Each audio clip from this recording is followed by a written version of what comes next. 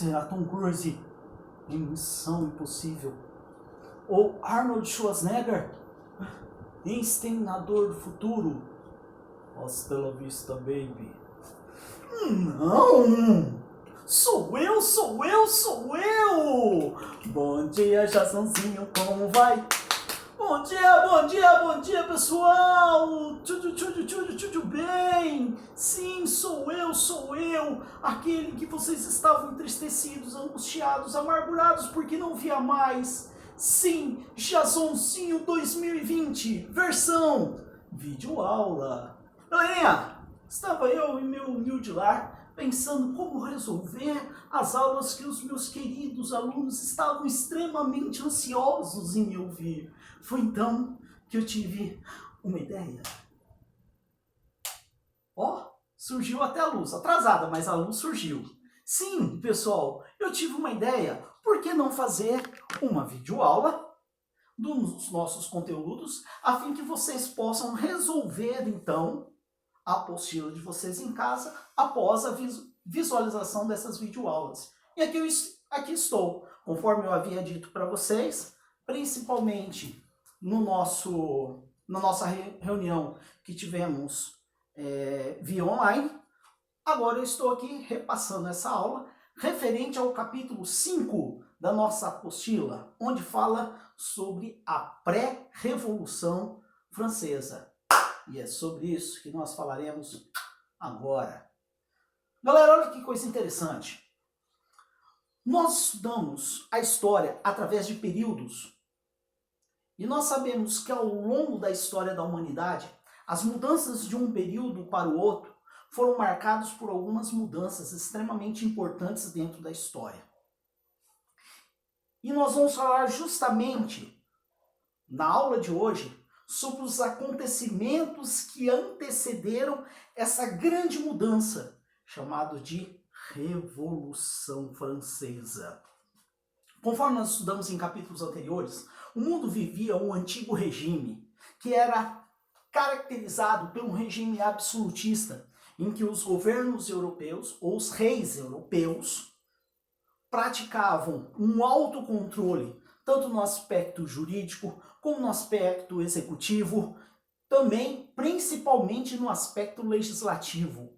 Eram os reis que faziam as suas próprias leis e determinavam que o povo deveria cumprir conforme eles queriam.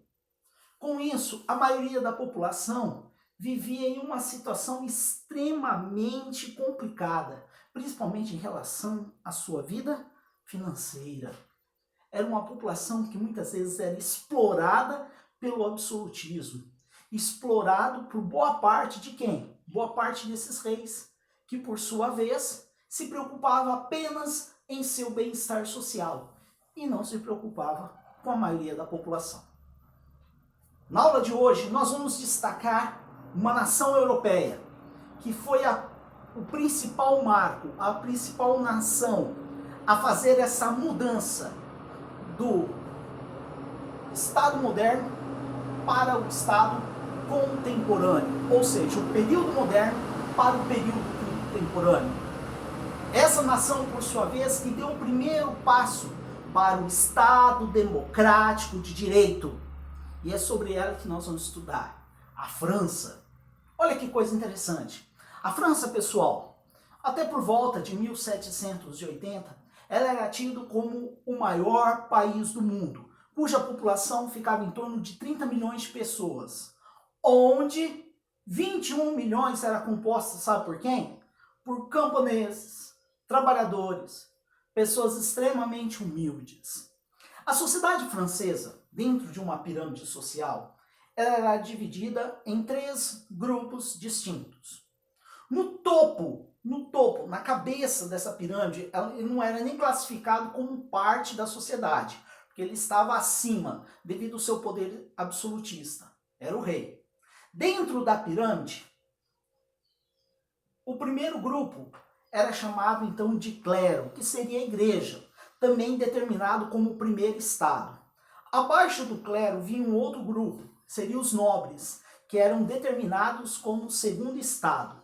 E a maior quantidade da população pertencia ao terceiro estado, que seriam camponeses, seriam pessoas simples, que trabalhavam no campo. Olha que coisa injusta. Naquele tempo, quem pagava os impostos da nação, no caso da França, era apenas o terceiro estado. Como assim, professor? Terceiro estado? Mas os nobres não pagavam? Não. O clero não pagava? Não. O rei não pagava? Não. As pessoas que tinham condições, as pessoas que tinham dinheiro, não pagavam impostos. Os únicos que pagavam impostos eram o terceiro estado. Vamos piorar a situação? Vamos lá. Nós já estudamos em capítulos anteriores. A França sempre foi muito marcada pelos seus governos absolutistas que foram extremamente gastões. Sim, gastavam demais. Um destaque para Luís XIV quando ele fez o estrondoroso Palácio de Versalhes. Aquela gigantesca edificação que ficava a quilômetros de Paris, fazendo com que a sociedade elitizada, juntamente com o rei, pudesse viver dentro daquele castelo. Quando nós estamos chegando no finalzinho do século XVIII, trata-se de um novo Luís, Luís XVI, e ele permanece naquele local. E para piorar um pouco mais essa situação, os gastos exorbitantes que existia dentro do castelo de Versalhes era algo assim estrondoroso. Maria Antonieta, austríaca, esposa de Luís XVI, a rainha francesa, ela era muito gastona. Ela fazia festas todas as semanas, regrada a muitas regalias, a um gasto exorbitante.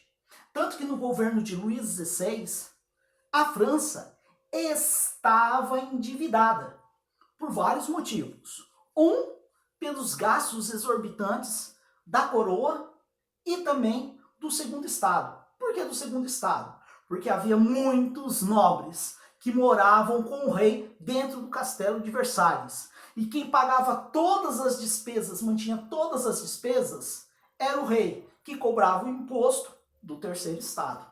Vamos piorar a situação? Lembra quando nós falamos sobre a Guerra dos 7 Anos entre Inglaterra e entre França? Isso gerou uma crise muito grande, proporcionando prejuízos para ambos os países.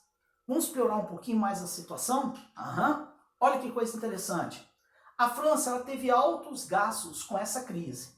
E para piorar, quando foi se aproximando o finalzinho do século XVIII, houve movimentos de independência lá nas 13 colônias nos Estados Unidos, em que as 13 colônias lutaram para conseguir a sua independência diante da Inglaterra. Sabe o que a França fez? Mobilizou suas tropas e seus exércitos para lutar a favor das 13 colônias contra a Inglaterra, pois eles estavam enfurecidos porque eles haviam perdido a guerra para os ingleses. E houve mais gastos, gastos esses que foram desnecessários. Vocês sabiam que a famosa Estátua da Liberdade que existe nos Estados Unidos foi doada pelos franceses? Sim, foi doado às 13 colônias quando eles conseguiram a independência. Para quê? Para que um gasto exorbitante daqueles? Tudo isso para mostrar a grandiosidade e o poder que eles tinham. Poder no qual não tinham, não é verdade? Pois afinal de contas, eles gastavam muito mais do que eles ganhavam. Olha que absurdo. Isso é muito ruim, não é verdade? Vamos piorar a situação? Olha que coisa interessante. Em 1787, uma grave seca tomou conta de toda a França. E a produção, tinha uma meta de produção, ela não aconteceu. Aí o que aconteceu? O país endividado, pelos gastos exorbitantes que a coroa tinha e também pelos gastos exorbitantes que eles tiveram na guerra. E agora, sem produção, começou-se a haver uma discussão. Afinal de contas, de onde viria o dinheiro agora para pagar as despesas? Na época, o rei Luís XVI chegou a cogitar em fazer uma certa cobrança de impostos ao segundo e ao primeiro estado, que ficaram enfurecidos com ele. Onde já se viu, nós nunca pagamos impostos e agora nós temos que pagar impostos? Eles, por ao contrário, Depois dessas discussões, eles exigiram mais dinheiro ainda de Luís XVI. Só que o que aconteceu? A população começou a se revoltar. Começou a haver alguns movimentos, algumas revoltas da população indignada com Luís XVI.